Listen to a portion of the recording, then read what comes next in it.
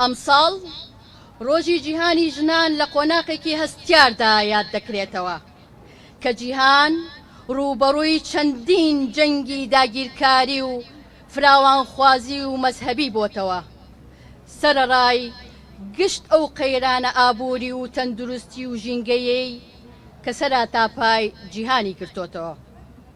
لە کوردستانیش ژنان لە بارودۆخێکی سەخت و نالەباردان لەگەڵ ئەو هەوڵانەی کە دەدرێت بۆ کەمکردنەوەی توندوتیژی و چاکسازی لە یاساکاندا و گەیشتنی ژمارەیەکی بەرچاو لە ژنان بەناوەندی بڕیار و بوونی ئەو هەموو دەستگا فەرمی و ناوەندی نافەرمی و ڕێکخراوانەی بۆ داکۆکی لە مافی ژنان دەبینین ڕەوشی ژنان لە پاشەکشەدایە.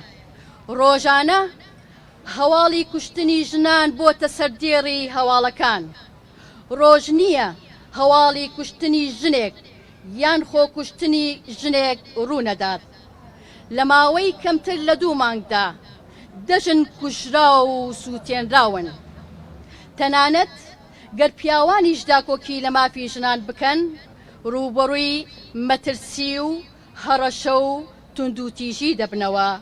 پێویستە ژنان ببنە گەورەترین فشار بۆ جێبەجێکردنی یاسا هەموارکراوەکان و دادگاییکردنی تاوانباران و بکوژانی ژنان دوور لە دەستێوەردان.